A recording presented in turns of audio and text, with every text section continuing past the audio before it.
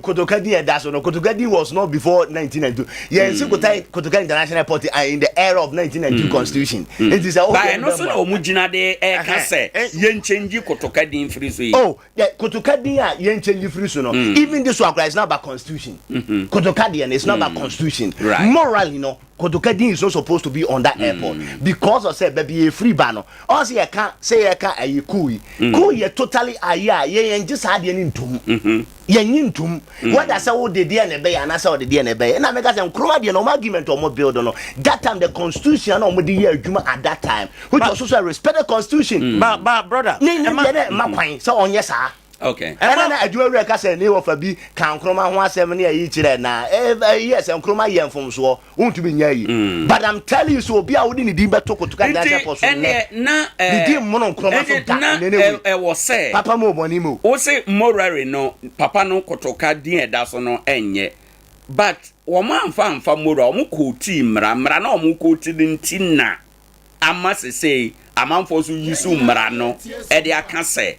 any say nye kotoka enye nko nana wa unim say emrem yesu presidents yesu referrals aine oh you so referrals are even we are using 1992 constitution that time and chroma time they were using constitution into by far no e dey do time they will go enye constitution say 1992 constitution so mo ko di asema enye go no they even go to quote the bible it's all part of the laws into ye can e said you kind of constitution in there.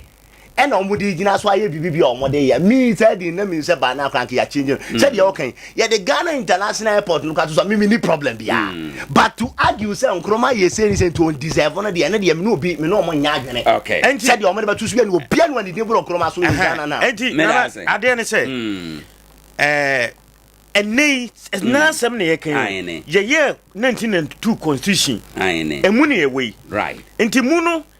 agency Kwame Nkrumah niema bi oyeye ene ne ye kasa asem no constitution so ye ne ya ye fident inde ebetumi kra ba say bra ye constitution ye de ye adwuma nei ye hwe niema bi te se ne a wo mo ye atwamu no inde e kire say esanza Kwame Nkrumah be ye niema bi te se oma Ghana be ye one party state ne keka ho no enti e ba ye constitution mun enei say eye wrong say obi beye sa eninti no brother dey tell me say say ye ka say asemo me be so wadwen ba say eye say ye check constitution ni say one party state ni nye enensu na ye pese ye di ye sesen di ni di to obi enti say ye de Kwame Nkrumah be to so dia na say ya ye mfumso na ye pese ye no because now can be say sabre na ye free sabre the enemy to so bia no what does that person got to do with the constitution someone say the prempe kokoto so prempe no the connection with the constitution of Ghana na say constitution no e che say one party state no enya de papa udo bi to ade so ade ni say enya no tie kodoka de enya kunkwa na ye hwe udo bi to ade so ye hwe the background and ye na to so see ye hwe ni pa the background so obi you say on for Professor Mills ye say for Professor Mills. Is it because of the constitution or the personality? It's the personality you're talking about. Because if it's a constitution, then you're creating the Udin to so. Why don't you go see for Udin to so? Dabio, me must say, me that's more fancy na yen kon komo for frost ye two other issues. Ha, ye trust. The next issue ha enunte adwumawura say ono de yen change kotoka din no ba nye Kwame Nkrumah na yesa ye de to so. Brother Philip say yen change kotoka ba Kwame Nkrumah na yesa ye de to so. Kwame Nkrumah edin no eso chen obia. Kwame Nkrumah so ye betin din dia to so. Say no ka Ghana International Power me nya pa ye de to Ghana International me problem. Right. But Kwame Nkrumah also deserves ye betin din dia to so. But brother, constitution ni kire say niema bi a Kwame Nkrumah be ye no. Any constitution ni ebo ebra. Na stella yam fan koto so dabi unim me say obi bia de ne betusu bia for now no constitution no unim constitution no mo de court de mo de court no mo agi anya Nkrumah detection ase enim ne dabi o anya Nkrumah prevention detection no anya no de mo de call say kotoka oyobi a oye cool leader and for that man yen ni din ye de enfriso enti amafo so yes yam fan Nkrumah de mra na mo sa de aba so so di way by enti dabi enti ano no court no mo de call the last administration PTA ye chamu here the reintroduction and say what exactly happened eduma na wo shase anopa nanka wo be kirem and I can say ye beba so enti no afi na yaduru so kyerɛ mu maye na yen to aso ya tell say PTA no in fact abandada no de na PTA emfanhye na say first pa ye ko school ye ko PTA meeting ya wo for eba ne ye omni students no ne teachers ne hia no na enkoso na enkoso kura me kai say NTI na man bi wo film ye fe no Adea bi ona na ye PTA chairman o ema ye frɛ no o me fi dada mu na ye bi sa na PTA yasem ena o ka say aba no de wode aba no antimi mma PTA no ehia wano akwai te say school no why any free total free say awofo no nsese omodo omu twitwitwiri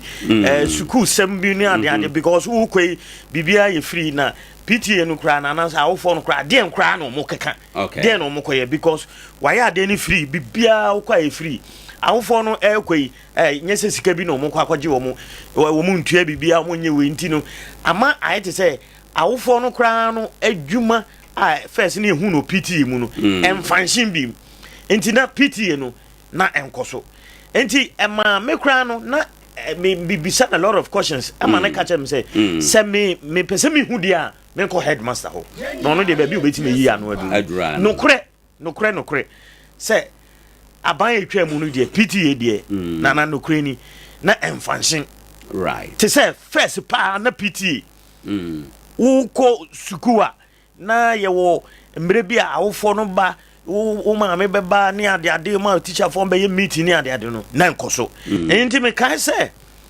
parent assessor no me de ba be ka ho no because te say dey wo kan me kra me kan na dius bi a na yenim ni say omu tuatua omu aban fa ni nyina as part of free SHS arrangement inti say omu ka say aban fufura ba say omu de ba me de me support omo yiri mu din right omo yiri mu din na omo nko meetings omo hia na ye ko school yi nyina na wo fo no ba o ba school mo be meeting fat omo ba wo tim say futuo ne nkomo bi koso a etimi boa yen students no kra ne ade but na nhyiamu bia unhu nhyiamu bia and this o share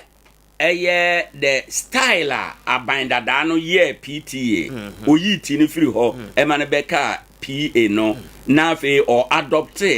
sikasama na wo PTA no mu no they say ye reintroduce PTA there. What does it mean? Does it mean say ye besen akoyechi you go to PTA dues and then ye keka one because that question was put to a park want to me answer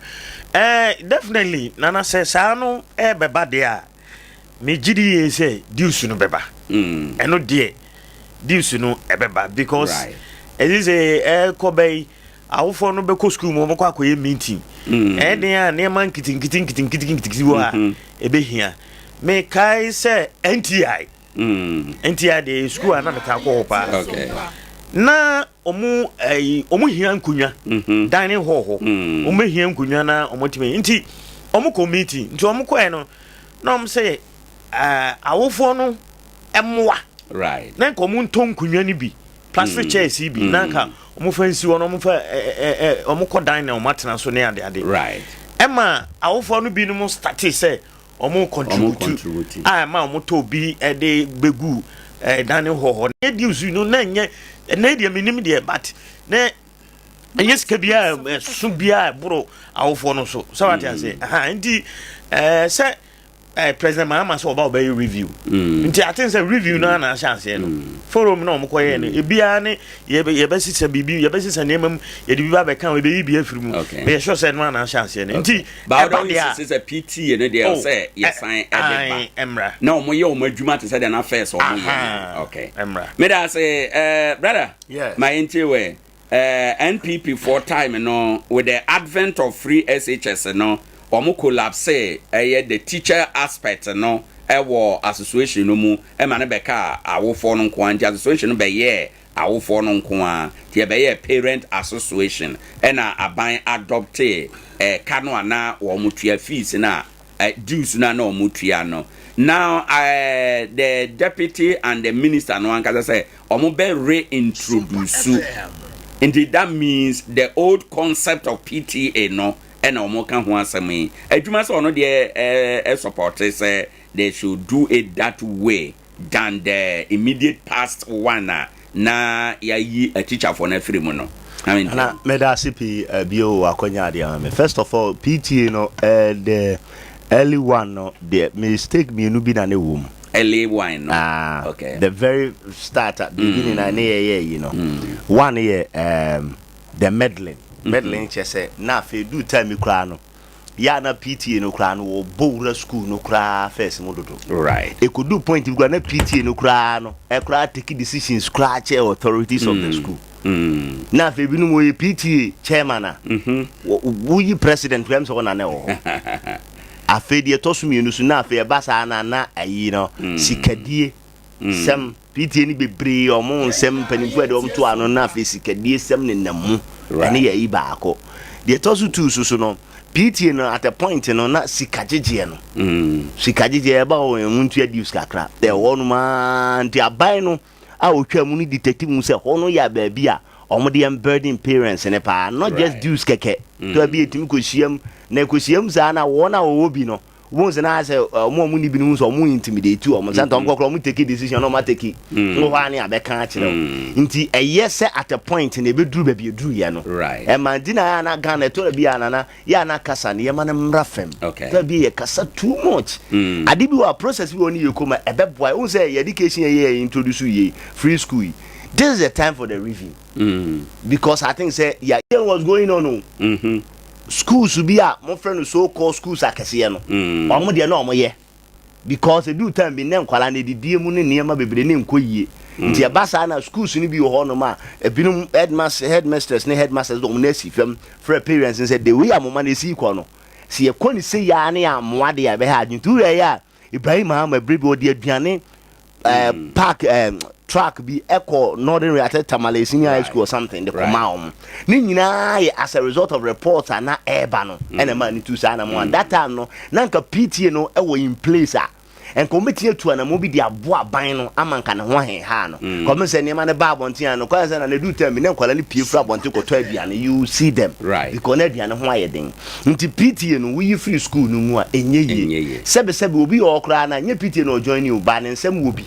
It is of so boy school through the PTA no and money easily otiminya access obetimi dia best school ho but say PTA no be a PTA chairman no ne classmate ne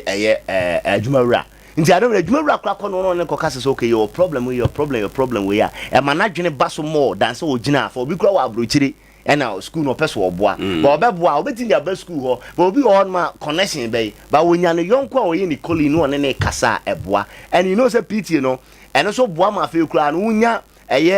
all students no ni pa bia o makobi no so mo do mo ba ya no mo school no ho do ma na matimi cause unti no I believe say yes a breadthrough say media me gidi say PTA no ye de ba but omo de abai no enye say omo de parents no niam be sure omo come because aban dada ni hu say na PTA no e de niam ni bi hye parents no come for example o kan ye de hye omo kun say ofo no ne ba eduru exam time na say wontwa PTA do so kura yetumi deny akora no e ma ne ntre exam because wontwa PTA yi no ene na ma ohwe ni nyina o yi ni nyina free ho nti na enye kwa ba anti na no se de ba ye ne regulating yi media president ma ye nyina ne ma tu na me sustainability and supervision direct one enye say obi o ha won ma ba yi kekekekekekeke oyi na ni film so kakra be hu exercise be pie ba Ghana no ni pe ya ade aye monitor no Ghana ye nya nipa monitor from time to time demand or report e kojo ban redu na ye exceptional on Professor Mills o office abi wan say on kra o no pie ho right oba pe bo say after na manipa no mo kan mo nti no ma ye nya say parents association yate na pedifo na jemu sa wo ne ba ho ma sa de wo how aba be share parents ne ekon but say no mo ye no mo ni teachers no ene aban no e collaborate ya me gidi say parents no kra no omo wo position obetia bo school no because bi wo mo nsem wo bi ebi wo connection me ka say Dr. Ajima Abadu Honestly, our connection be brave where ya or the bomb called the old student association was Tajima Senior High School. Omo bomb mobilim to quine at the adina anti a year, but the enemy regulating supervisor almost say and conquer for burden because I had the year and never be huntia old abano cremono is and free. So I believe said the buyer. Mira Sibebre yam for the last in common nafi yam come up brother Mamisha say or with the last in common no. December 7th, Nansen yet Omemuna aye Chief of Staff Declarata by say Ubia ye fa we juma after December 7 biano ye be terminate appointment. In fact, omo use bro for revocation. Say the omo me akwa nkrofo for omo 2023 nyina ye revocate omo appointment no. Na announcement no ba ye no Ghana registered Nurses and Midwifery and Midwives Association omo yade bi omo efre Minister of Health and na tuna say de to nanim say ade no eba no omo mpene say ebeka wo omo nkrofo omo members no therefore say omo antie na ye ka omo members na they will strike as a result unti no all other department no ya revocate obi appointment Ghana registered nurses and midwife ya revocate obi ade ye bisa say omo strategy na omo use ye as a union as association etumi save omo members no enti no other associations are omo ntumi anform na nsi form na ye nhwe han na ya revocate nkrofo a aba omo adwuma mu a ebeka so mbe omo members no ya revocate omo appointment no ebeka say ya fail omo ana yamfa ni nkomo kakra enfri ha yo nana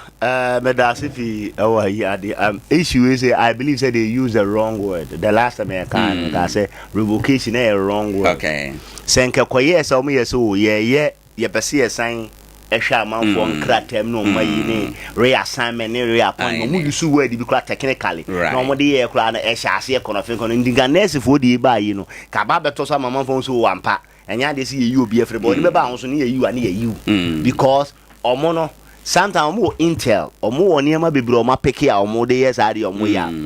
dia politics wom they think that sometimes ye de nipa bi ko hye ba bia e se ukọ social media na media menante opa omo yi ya manfo bi omo hye officer omo gidi so omo ye MPP sympathizers omo yi omo pie sa nkofo no senye asem bi na aba anyway by crank obia cran enim wo mo Ghana ha komo yo moduma kama pa enti eno ya ade a eba ba mi sa se we aba we yini pedi we aba onyi ni pedi no sa de nya odi dan ye tena ase ne ye se yempe kwan ye de sa de be so once and for all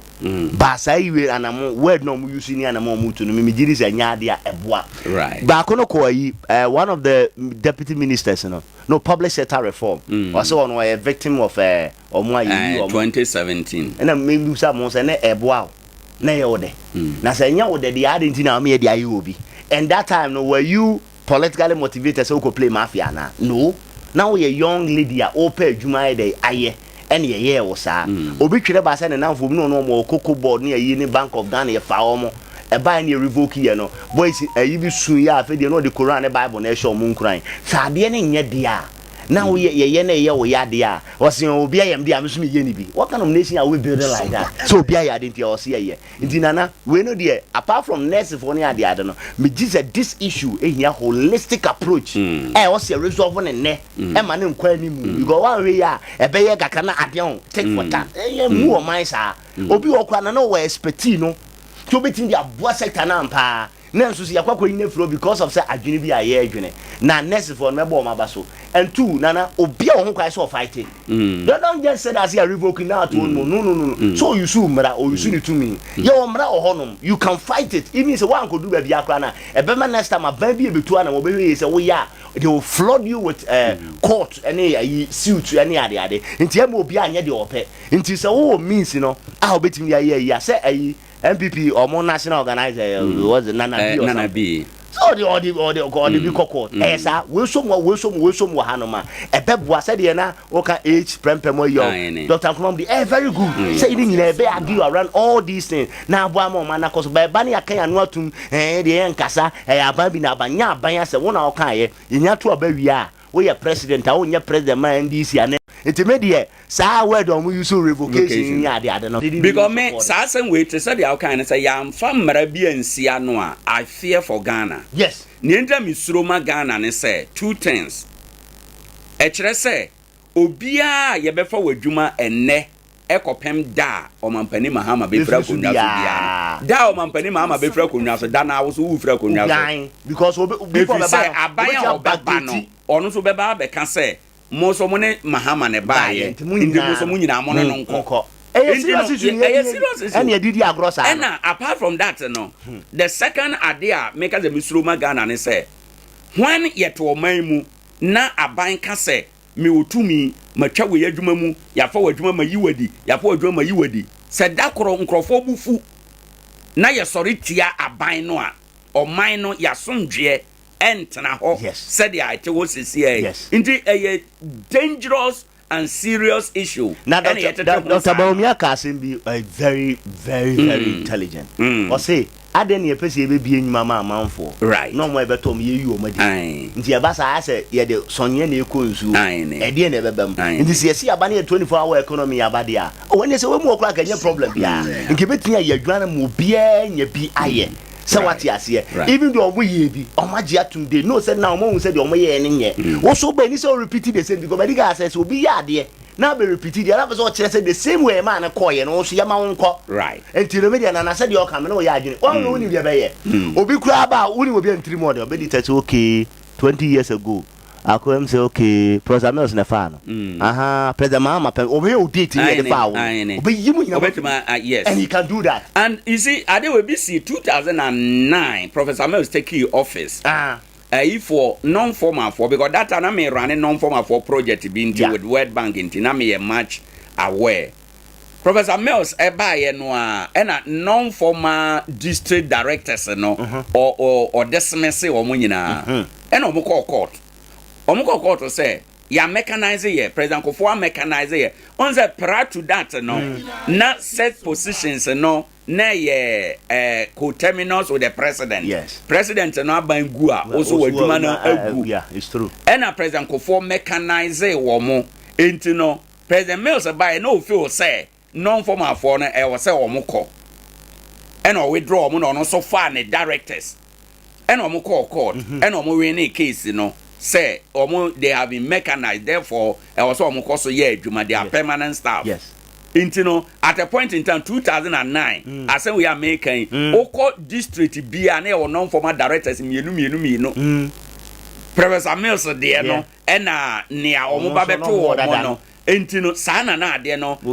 akoye enti it is not good for our development and the necessary for na ade ba kwa masua wa ha ne say it is good so be a join association now being effective leader because a way nurse for no enye association na nka omu nyina be ko fie it's true nka omu nyina be ko ba because of association no influence no wo mo anko now se bibi kura wo mo adwuma no ho a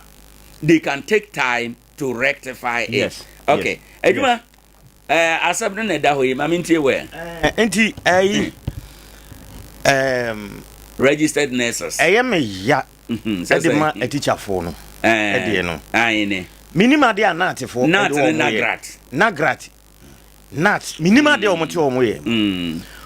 nurse for de Ghana registered nurses midwife association for ene gina ewu ayene anything nate for no ne nagrat for no omote omo ye de and other association no you tag money one for no omote omo ye de won crofo no a fight onim say uko hafu any upper west district directors ni bi make help for omo issue ebra sa directive ni free chief of staff by no ahafu upper east is it upper east or upper west okay directors ni bi issue letter catch omo nkrofo no say omo nkofie and then social media yes. Actually almost call back because no more about bontinsa no musuru say no makade say na enkoso on say tama revocation no we no announcement ne bae no ɛna anɛsifoɔ no ne adɔktafoɔ no ne ɔmo mpanimfoɔ no ba abɔnten bɛka sɛ mo yɛse a yɛso sɛ ne yɛbɛkɔ strike ɛhɔ na minka akando a health minister called parliament mintwa no wayɛ adeɛ pa saa minister no ɛwɔ sɛ yɛ commend no anamo no otu yetim ne nurses no kora tena se ma agreement bae no other ministers no omo yɛ den nti ɔkɔ parliament na ɔkɔ ɔkaka sɛ anɛsifoɔ no deɛ ɔmo nka ho na ɔmo ayɛfo ɔmo no ɔmo a yɛwɔ nkɔfoɔ bi wɔ hɔ a ɔmo mfa no mistakes bi wɔ ho ɛna ɔbɛhwehwɛ mu but ɔnka sɛ anɛsifoɔ no a yɛafo ɔmo a sisi ɔmo wɔ at post ana ɔmo nya financial clearance no ɔmo ɛka ho sei bi na nanka mehwehwɛ firi nat ne nagratifo ho hwɛ nana I'm telling you say NDC form mpanimfoɔ no dodoɔ naa no saa deɛ ɔmo support o ɔmo support o dodoɔ naa ɔmo support o na te sɛ deɛ na brother Philip ɛka no 90.7 yɛanhwɛ yi a adeɛ wei ɛba bɛyɛ ahoma ɛbɛsan yɛ kɔmu ɛwɔ Ghana ha na no na yɛkasa no meka sɛ ɛnka President Mahama ɔmo modern na ɔnka sɛ asi awie right na emom yɛkɔ yɛ anim no yɛba bɛyɛ mmara na mmara no yɛbɛyɛ no after 7th December after election no ma aban bia nya appointment bi na abɛyɛ mmara da hɔ nti mmara ni nie na yɛ de aka transition act no ho nti mmara ni nie mmara no say na ɛka nti yɛto abawi a woyɛ president na wofiri so anya de a wobɛyɛ appointment bia na aboa because hwɛ sɛ na no mete sɛ yɛse ɔmo a yɛfɔ ɔmo 2023 even kra no wonim sɛ security service for no ebi mu be pass out next month march ya on be pass out yenim sɛ saa onkofo no ɛka ho ana ɔmo nka ho because mate sɛ 2023 for kra no ɔmo bɛbɛ fie so what I say because ɔmo pass out trained guys trained guys now be you ɔmo bɛ fie obi akɔ train aka 1 month na wa pass out ɔmo next month yeah ɔmo graduate next month Sankofo ya omo graduate next month no. De omo nkoso. Omo nya omo appointment November o na omo nya appointment a mo baba bonte omo akotire na ewi. Enti sankofo we uso omo mrefi. Na sabio aban sesa. Na sa aban foforo so ba. No so ka se onkrofo a wo so fa omo no. Misi be yi omo adia. Na Ghana no ye koya na se bai. Ase Ghana no minim ne ye hwehwe e wo man mu ha. Minim ne yɛhwɛ wɔ man mu ha yɛmfa nyemra ade wo akoso enti sabi mpanifo ni nim nyansa bia sɛ ɔmo bɛyɛ mra bi ato hɔ sɛ saa nneɛma no ma ye nya biem ne yɛ sɛ ye mra to hɔ sɛ me nya biem ebi nkra no unsa da no na meka sɛ enka mra no kra no enka yenya no October November aka bɛ 1 month ana 2 months me yɛ to aba because Agufado ebe president 8 years eninti sa bre kakra no 1 month ni 2 months na aka no nti appointment obeye so wa ya wi enti adan na amre kakra na aka no nka yenya mmara bi se November ho ba no a mayemfa nipa bia de obeye na ya wi na emfa nto ho na nkoye te se ai ebia adwini nyina ne se omunim se aban foforo aba no enim se eye dan omo a wafo omo adwuma after 7 December no en nkrofo no wapia omo agum adwene nyina no nti saade a meyi omo so ati ase nti se ekoye mmara no November ho baby 90.7 ana se wo de said the omo kan after 7 December no me enya appointment eno de sankofo na ofo omo no unim se ye nkrofo ana enya nkrofo because abana enya ntoe nti unim se wo be lusu ana won lusu na ya yes amara na to na saa mmara na chichire nti koba saa no a obia nkoye appointment bi na susu ampa se ya fo obi adwuma na aban foforo aba se meyi wo mu na wonim se wo susu nkrofo no a wo susu lusu aba da chi bi lusu aba nkrofo aban wo susu be na dwen se oyi wo onfa mokoko no onka se we de last maybe nsibim na se wanye saade no na especially security service for a omo ewo adwuma mu na wakosu tuoto akoye training na all pass out so on kon trafia na na mpanifo no na omo te wona boys na atamtuo de akosu omo because they akosu no de enye time maka say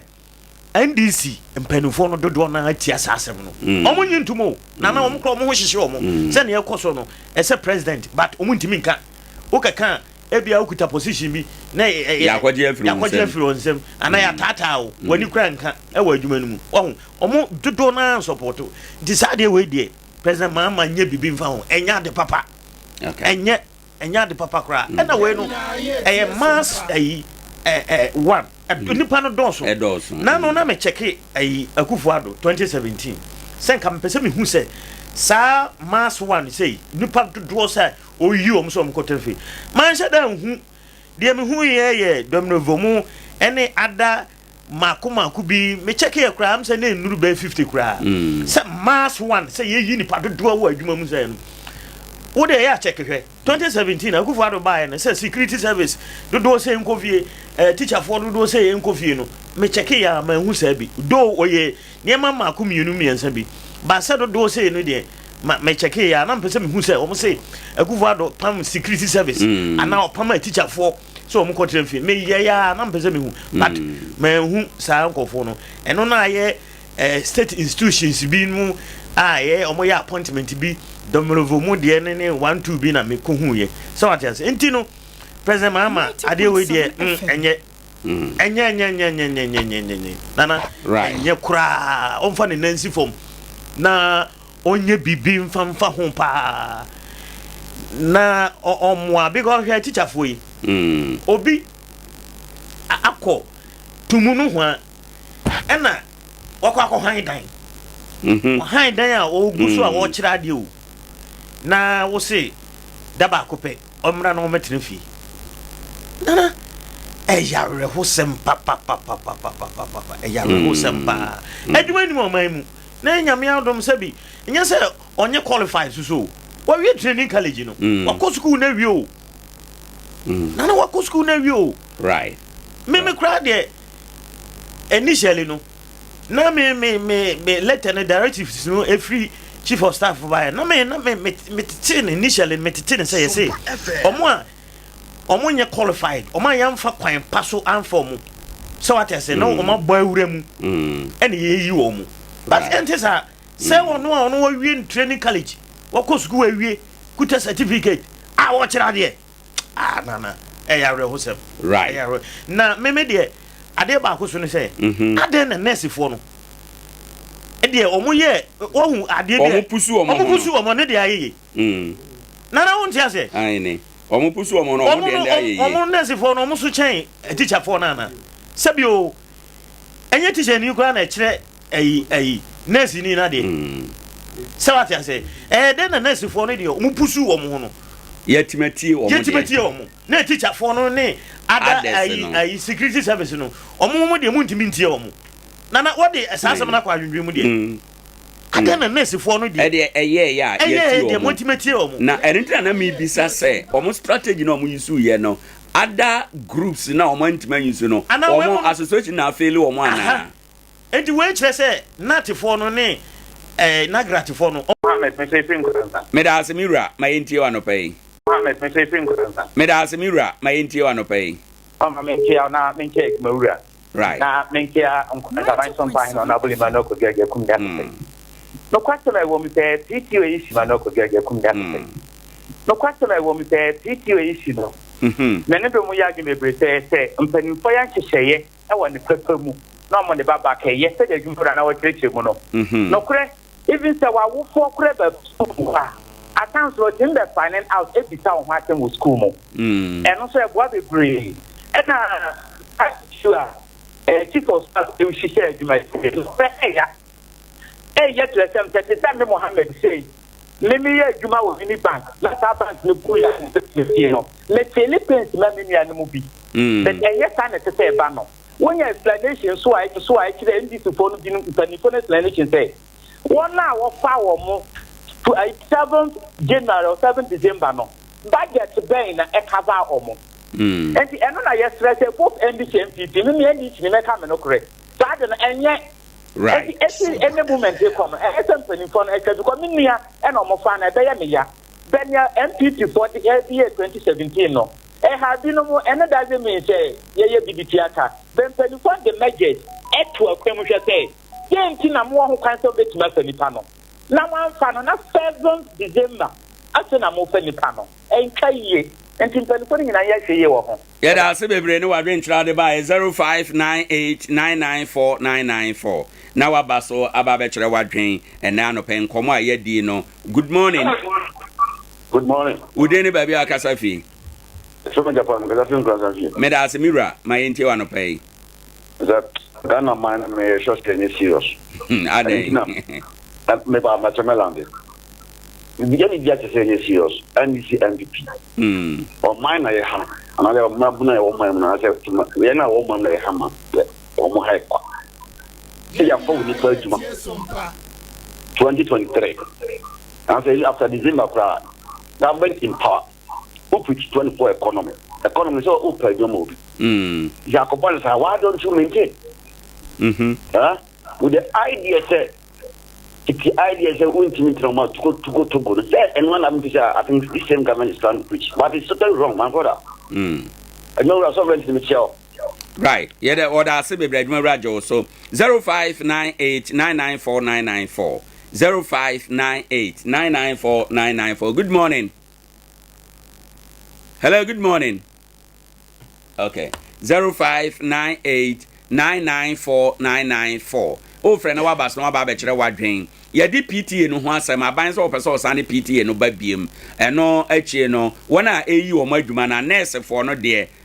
ye say 15,200 nurse for na wo manya clearance say yemfa wo mu adwuma ye de wo mu koto payroll so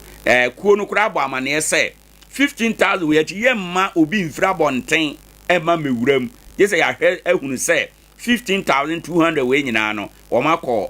payroll no so ansa ya dwene afoforo nso eho ewo ho ena enkomo a ye di wona ye yi wo mo afira adwuma mu no eho nkomo na eda so ADA 0598994994 o frena waba so 21st clinic for Ada Roma ena ye di dwumadi ebrew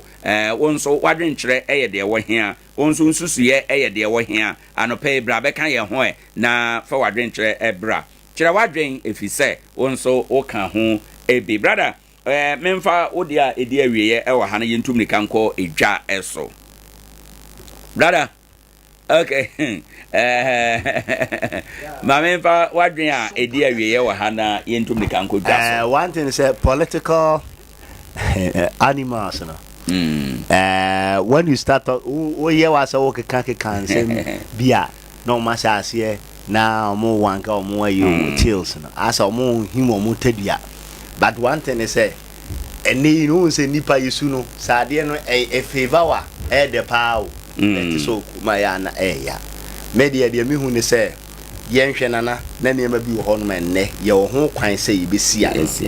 nya sa wonim bi ombeka bibini dia wasa ya de na wie wi ana wa wo say biti wo angasa wo okay bon nipa bi okwa wi na babia wi na firi no ono na the right person to be at that place irrespective of the politics as we yi na wie wo yi na wie na niema ko campus bibi for dia ana bibini dia ana bibini o nipa wo no ya de na ya so ne ya si ade ntinne no President Mahama me de bia me kan say o kwa so o gini din o wo ho kwa bi ko aye former president da ti de wo bia onim ese ba bi o wi obeko bia onim na so far no metimi aka say nana mutu a wotu no me the personally about 90% there me I'm satisfied with it okay and say ni ma bia adwuma kan we ni na ye kan ye ka e de amano na nko de ka ho ade netimi ayemua na no anka say etimi aboa no na onfa ne nansi fam ni ma bi o ha we ye no amwa emi se we so eye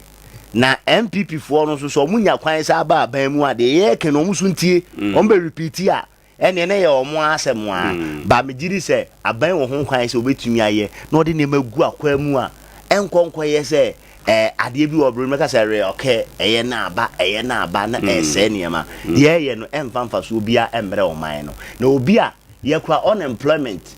rate no kura wɔ soro problem na yɛsɛn yiyi bi no mafirim ansa ne yɛsa afa bi ne yɛsa ase yɛtutu ade na yɛdua na yɛankasa yɛtutu ɛnka deɛ yɛ na adwuma wura kan yi president mills yɛ bi unso oba e DCs for no tena there almost close to 6 months I said that be MC no ye nyu bia o tena ho we o tena ho kopim say gradually unso me ka say sometimes cry na a process no any words we use no ma revoke say e bia ke betia use different word bi akọ process no e be wie no bi o kra na certificate nye obi wa protocol kra de ko obi wa ye nama guys ni bebre training kra wa nko bi o 1 week ba ko kan ba bo so wo hyeche no na nama ni nyina ye niema ye betia yi ni nyina frim ni aye the process no robust because anko fo we no bibia betia tia so obia na so at any time obia betia be president at any time this entity na anko yie na ade ni ko di ne nsa na sa onye mature da na one we am time be wie na man no wo de agura topre wa say man no etimi de America na say eniema enye no yese de ne na maba ne de ne de ho apaso or something and the president or teso ne wo tumi e betia ka bibia kire na ade bi wa boa amia sesa no to the point say sa ban foforo bi aba say the Dr. Nkrumah de o ma ya say prevention detective one act say dey any one party state no undumi mfa ma no sa na kwa aboa ne ye widi ni nyina ye widi na adwuma kra ka say bia be November na October no ye fo obi adwuma your period ye de na clearance ne sa ne mani nyina ye hwe sa period ne sa wo fa nipa no na ye ntimi nye sa ne mani nyina manansa na wafura konya so there is no need okay we betinya ye de ato about from ba no consider so person ya then he push it through but we say ntimi nya ne ho adwuma na bia 2 weeks pe wo fa nipa no akwa 2 weeks ye mfa nipa adwuma clear no nya ne niema wo sa na wo de ade aba be hye no konti ye streamline niema no nyina na ade na nsi na hwe ase de ye kanana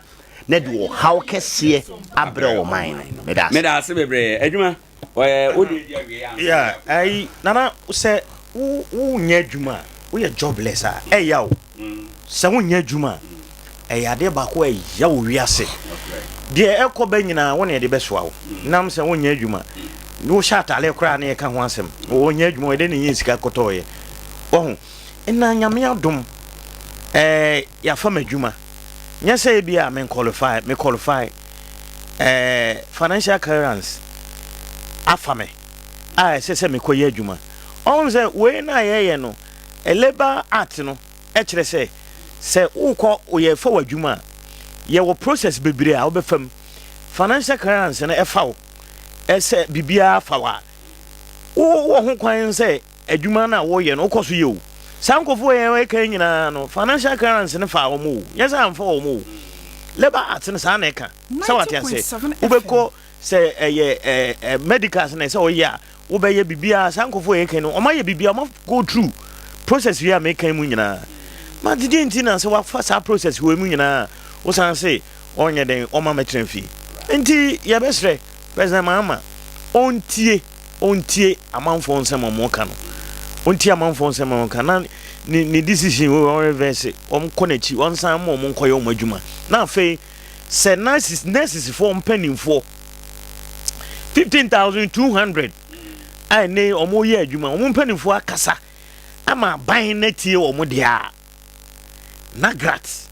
ene nat for so nkasa ma o mo nkrofo no a teacher for no o mo sori pa no mo kasa mo minim ni o mo te o mo ye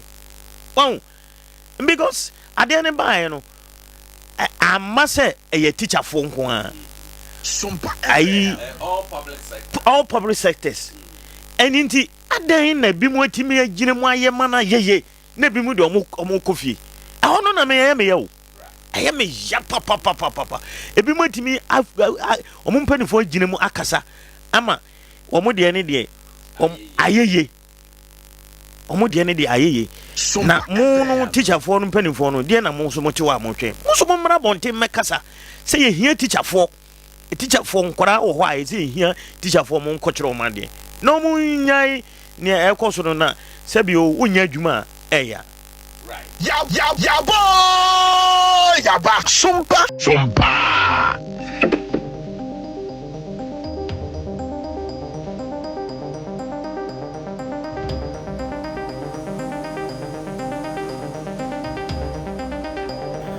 Some of the best music in the world. This is Sompa 90.7.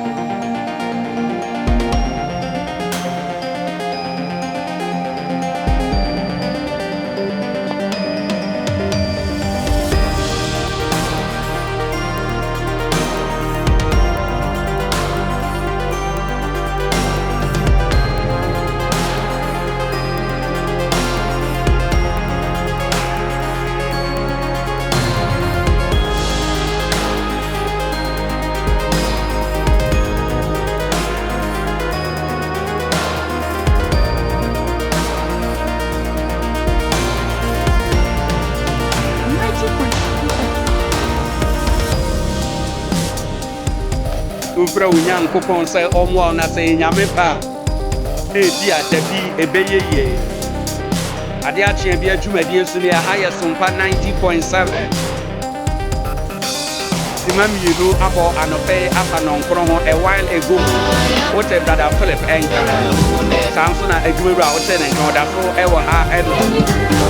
ye kokwa so na anope ya se di twa so esidi MCR Papa Tooth and Afe Unity Omo ena anope oboa ahwe se be ya bibia betumi akoso ede amaye kama we are live ewo YouTube ena yesan ye live ewo Sompa TV ni YouTube ena afi ye bano baby se Facebook na ye Sompa 90.7 FM aha ena ba ubehunu yen baby ye duru makanisa mawie no ye mohwi ye motaw ye nko eja eso ene eye ukuada na wotwe no apai mu mobile phone ekita wono me no ya adwen animu apai anyehwe o glass no na apai o screen no na abo agu ani ena emunsem bebre o de be call CC my God my glory o de be call wo mon chen ye be kra phone ama na ye kama anope o se ye nkai obi o se eba no phone no ne ade be hye ho abo ho ebra kama mechere phone case ene covers no o ahodo nyina ebi eba no phone accessories na or original and or China made phones de no or eno so ebi one more hands free your charger your type C cables ahodo eno dan channel your battery your screens ahodo and your screen protector your tablet de nyina ewo ho ena yesan ewo phone bia de ewo ho eno echi no pen drive and a wope memory card and a pekese pa boy o de show phone mu a ubetima atwe video bia ubetima atwe nyum bia e de aguso Samsung mo amu so Samsung no ni screen no oko CC my God my gloria onsa ebe kan bi afei o masa repair mobile phone bia o mobile phone asai fa koho a wo bo wani ni saye kura mawo bafu a menko techima menko kumase nko sunyane nsai wo ka sika no wadaje tubrika na ko CC my God my glory wo mo enchen ye beyo ama kama wo mo ben aduana ba pharmacy wo mo ben chen hwa wo mo ne Nkoranza water tank no edi anhwe wo Anglican school no animu ho ni ti atwam no frɛ wo mo ewo 055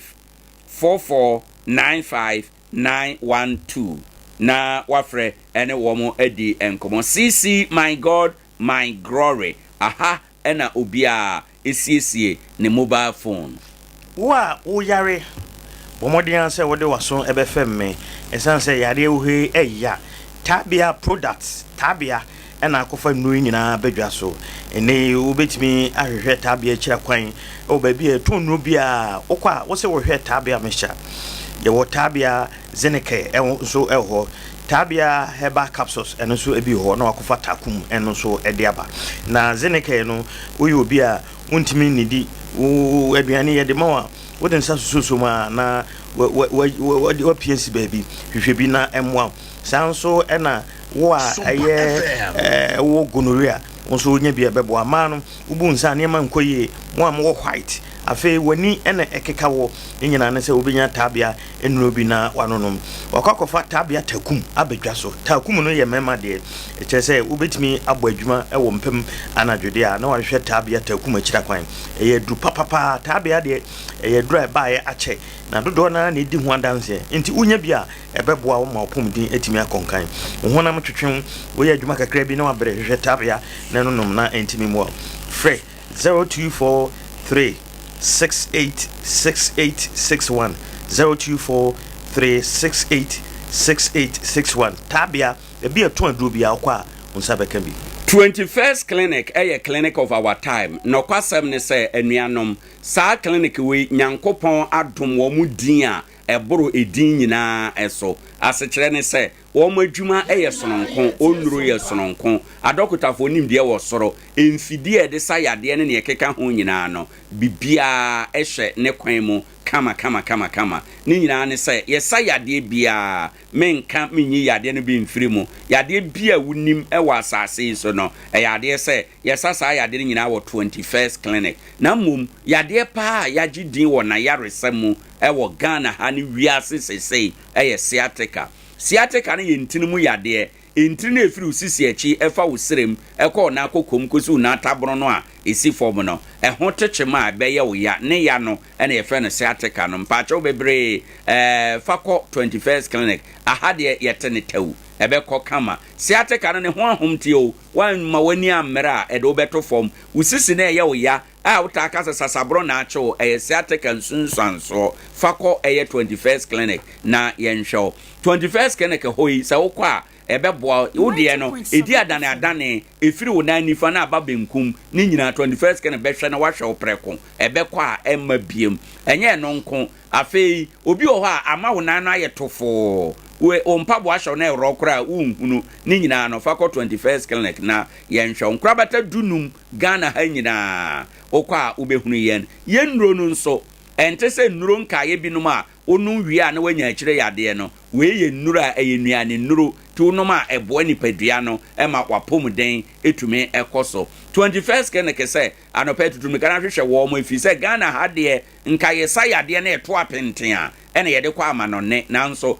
21st clinic nko a ena atume de ayaresa free Ghana eko brunyini ekurom akosa brunyini kura se ateka yade we kire se okọ 21st clinic a onya enyira kwan mepacho nkrabata dunum no Nkoranza de no wo children's park in Presby Bank nhwe ni mu techiman police station dada mu hosunya kwan no so GN Bank for dan dada na Jenkwan FM nchen hwa dada mu ho no ho na akwa obehunu wo nom wenchi omo kramo store achi ko ba bia La Vista eton nantwinam eno ho na abehunu wo mo brekum Chris FM nchen ho amango ase okwa be nsunyane teaching hospital nhwe ni mu na afi okumase a ehwea overseas ho Alpha Radio nchen ho baby a Timber Market wo no ho na abekwa akohunu wo nom enye no nko asanteman mu udu oboase a ye wo cancel quarters takwa Roman stores ye wo ho ye wo takra de anaji station ho enoma na obehunu yen ye wo Kofodua ye wo East Legon ye wo Kaswa ye wo Safi Debiso ni Safi Dwaboso ha nyina oba obehunu yen frey hotline 0540 311311 0540 311311 ofra baby a wo frɛ free no ene clinic no ne ben wo no na ya directive ama wo kɔ hɔ no kama we ene ma 21st clinic ye adansowa Emmanuel Remedial Institute ewo Nkoranza akomsa domase bono is na omo kyerɛ sɛ ene ope school bi de ho akwa akohyemu a se wodi wani ekyerɛ Emmanuel Remedial Institute san sɛ teachers omo ekyerɛ de ho no nyina teachers ne ya apapene omunim de ye papa ene obia ma ne bag so a ode ne ne kyerɛ hɔ esan sɛ wasi no afibia no 100% ena omutwa nti wo ye wofo na opese wode oba ko school bia fa ne ko Emmanuel Remedial Institute abofra wo so utie me wawie junior high na opese ko senior high Emmanuel Media Institute na ebeboa wo for ni kire ho na so kokko sua de na emmoa wo dachi o pedachi papa de a eno ane Emmanuel Media Institute school ba en chei na susu nipa etu egu so enya asem keto akra na omoye course susu bi ti say general science, general arts,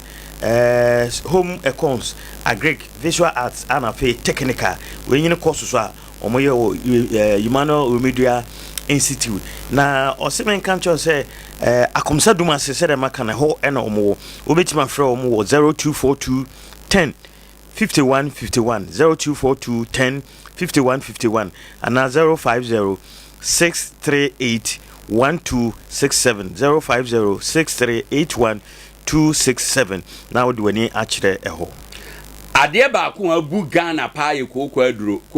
abu ene obia wo kokwaduro Ghana ha nanso anopa metime dia dance akamfo ama wo se kokwaduro baako tatahwe agidin ayatenka ewo man mu no eye 3A co capsule eye 3 herbal center for aduro 3A co capsules no ye friend coco master aduro na no enam etumi sisi yade koko afifiri wo se ode no pai egu ani ho prekesene ni nyina no yade se 3A co capsules ebedi wasam ama koko master meka ho asem yi no ente se koko aduro nkaya ewodwa eso no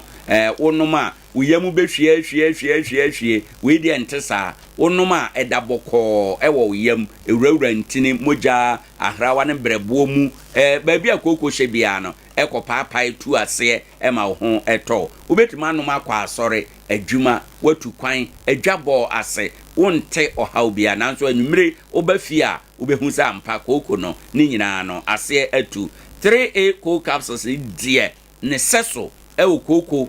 duro emu no ebi ni Ghana ha sei na sa du pay a ye ka ho asam no abu Ghana dwa enyina eso o pe bi atu mu amoto nuro no okokolinak ubenya bi atu Dani Heba Misty Heba Apidank ahanyina okwa ubenya 3A co capsules 3A herbal center for ede abadwa eso na ye won Nkoranza nti akwete se de ayetempo ano na yete anwea no ye kaka wo se enei bomoden na ko pharmacy herbal ne chemical shop bia wo so pe 3A co capsules coco master aduro no onsa ebeka bi okona ye ka kiro se eno asa na baako bi wo eno so ye adwuma tesa da bi menye obekofia ma ye makwa akotu ni nyina ne se se uto edu papa no 3A co capsules no ye coco master 3A herbal center na de aba 0546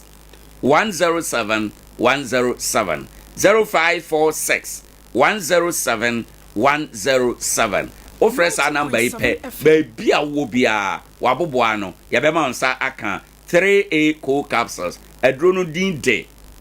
coco master yebekwa akodidi na udidi a de aduane pa na etimi aboa de ekoyeye mu no eno na ha ye de yare bre udidi a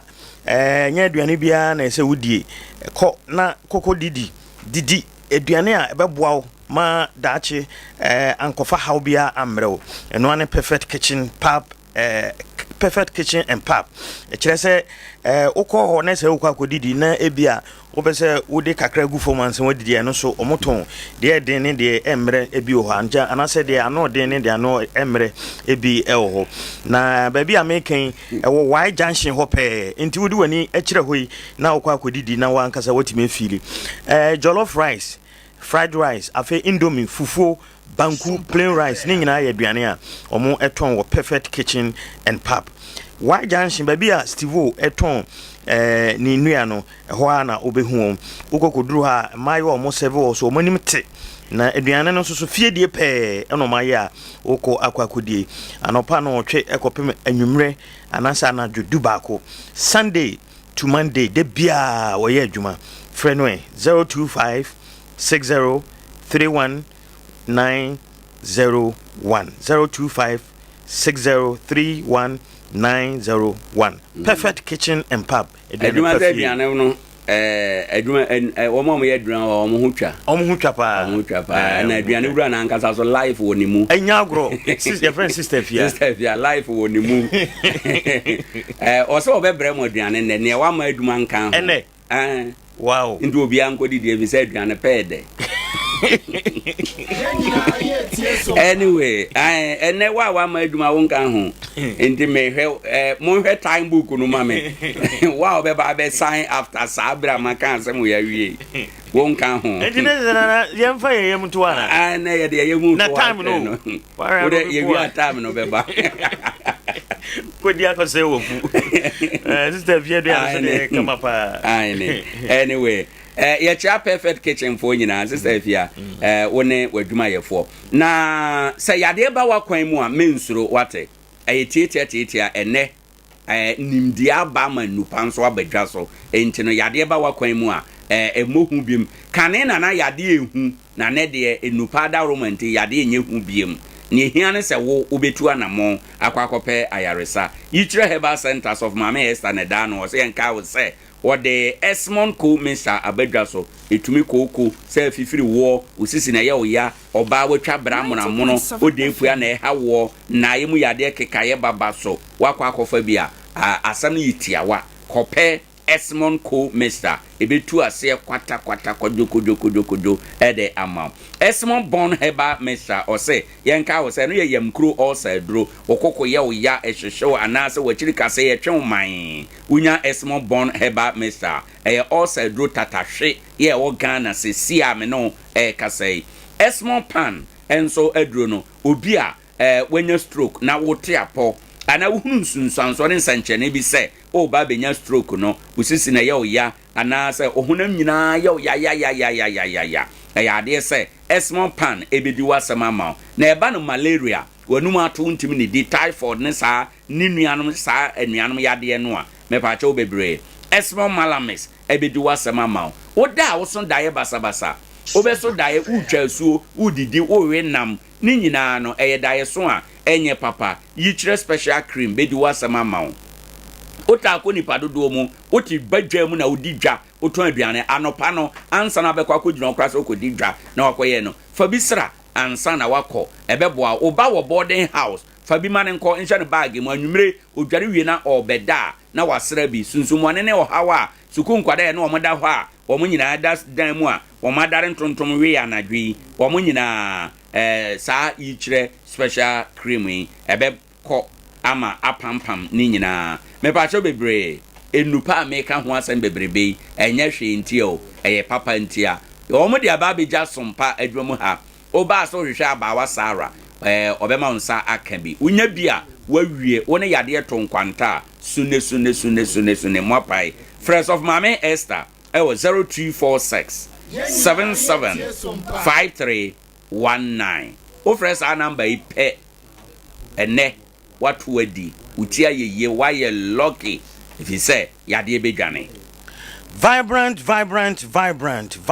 multimedia printing and design solution. Vibrant for say mumra say printing Adea o print pa de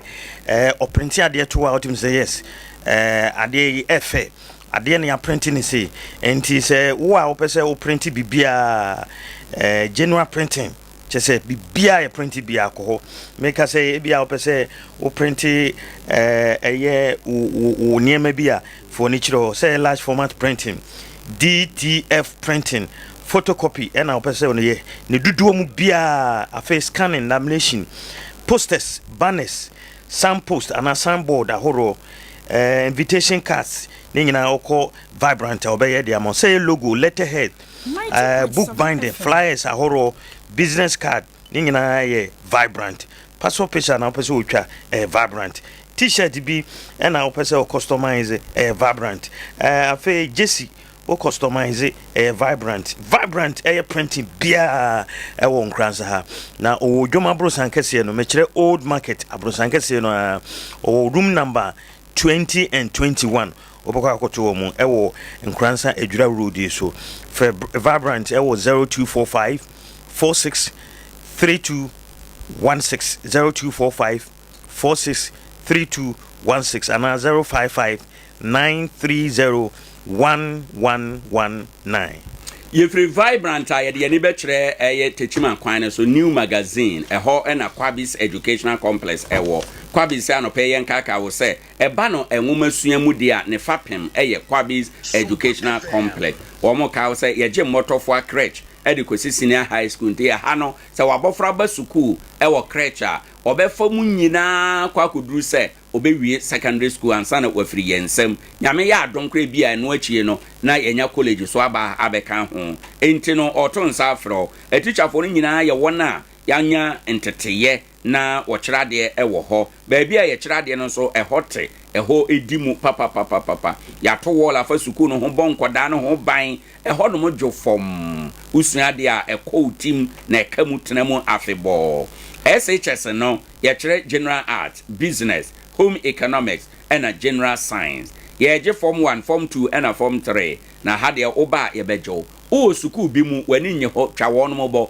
tumnika na braha hyɛda kora sum ka kyerɛ wo maame sɛ wanyi wa mfiri hɔ ankɔ kwabisa suku no kora wo nkɔ biem na yɛmfa nkɔ kwabis sɛ ɛbɛyɛ a ɛbɛboa wo kwabis educational complex ɛwɔ library nwoma ahyɛmuma yɛwɔ hostel yɛnko a yɛ hostel ɛna wodamu a wontua sika bia na mom wa na abɛtɔ waduane na wadie frɛ wɔn 0248 876028 wone wɔn enikita ho a ebetumi aboa na wanya enwumasua kwabis senior high school aha ɛyɛ center of knowledge.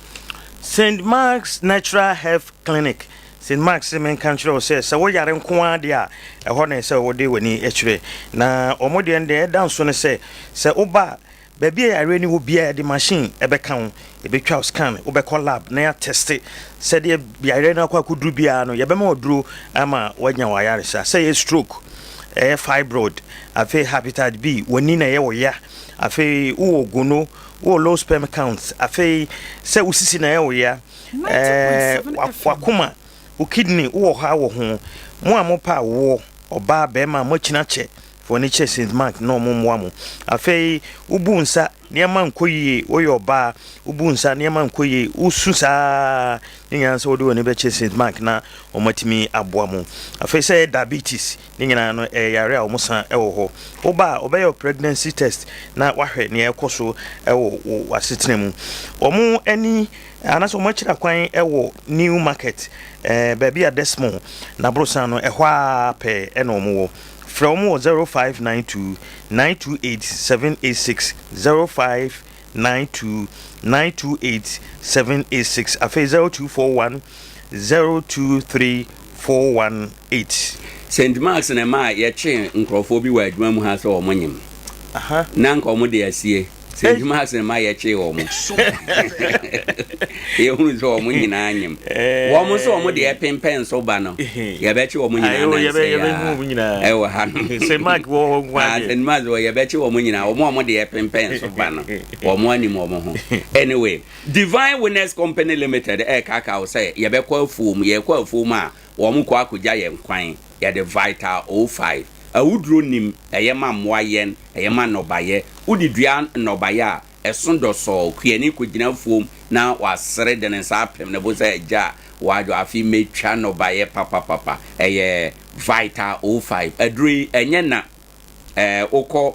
Yewra Francis Tewia ho Yewra Alpha and Omega esua no onabo ntwibo esia kwan yere de just say 0243 852-751. Nana one collection FFO Nana one Mamen Chow or run about to open baby MPP office no ewa yanko ne yanko tontade say shirt papa bi ubenye bi ho say jeans tra ebi ewo ho eche kama pa ebi ewo ho ntare e de ko sorry e de ko office ni nyina no akofa bi aba begu ho na wo pese customize bibi say watare wo pese wo life bem kama pa Nana one ena efro mpaboa ebi ewo ho se boxer ni nyina ebi ewo ho Nana one say oba wahyeda atete so ma obia nsa kanade wonya wura no office ho pe ana na adwuma mu ho pe se de beye bia obenya bia ko san se wate so e de ama obia se ososo bra beje wo de o jesi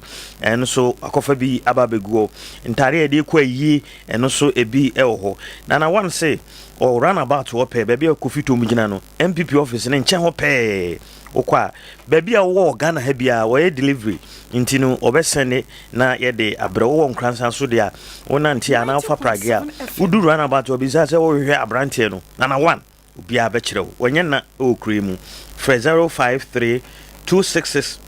3264 02053 266 3264 and 0543 889209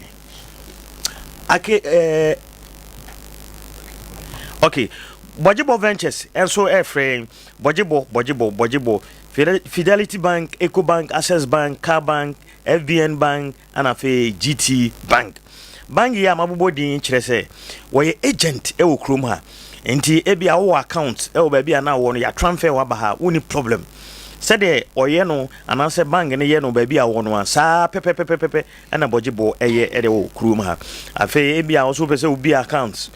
wo pese wo nya account foforo kra e wo banga me bibo bodin nyina eni nyina Bojibo agent e wo krom eno actually no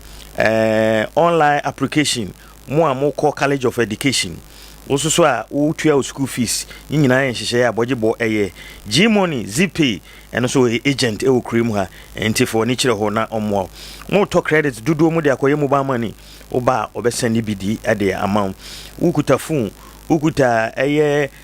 tablet bi na network no so asɛ ya nyina no obehwɛ no sisi ama no free wo ko send sika wo yibi ni nyina wokwa obeye ede ama me kire se woye mobile money eka ho wo Nkoranza ha oben edwom abrosan kase no woni NDC office no edi animhwe wadwura road ya so frɛ Bojibo e wo 0248 089463 0248 089463 ena number we obo 0 number 5 nko 8 na the 1 etwato na je se wo dem kra Dr. Obo o say eho ena bibidru ekasa nti make say watena se da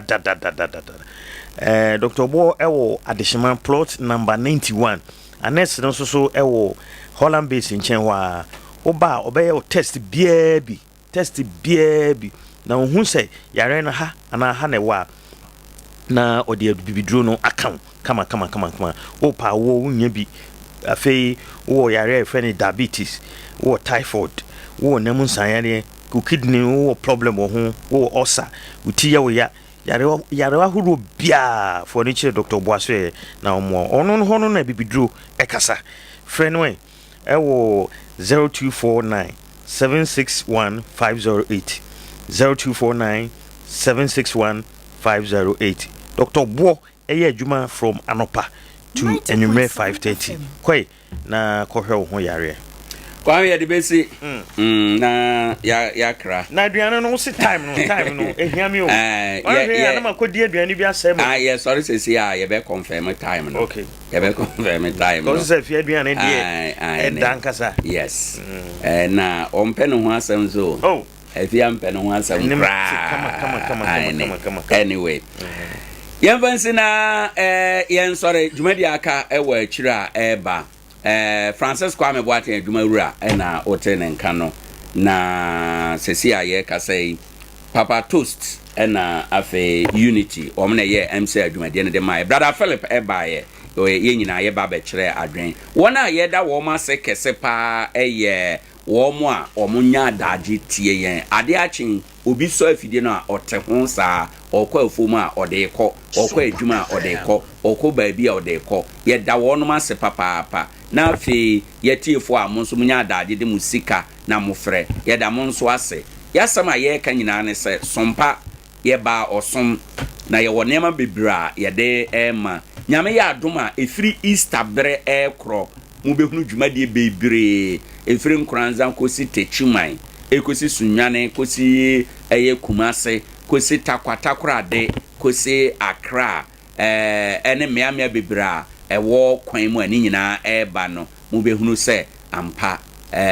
eba no radio ene TV adwuma Terawan asesam sese nkrofo to sa krofo ho wo so biri ni nyina ne se sompa no se na se o tretre na kwaba mu tretre se de wahwe kresi agu cement so no tre yire ama se pressure no a ato no krofo ho wo so stations bebre kura ja adwuma ya eba no studio a omo ye studio foforo evi se omo hu sompa de no omo ahun se ampa enema eni adane abusua ya de si ha eno nyame ya adom a ochena eye yawada yebeba aba abesom ewo afidikro ya so ya kai mu nyina kai se sompa wo nepa ode eba nti ya kai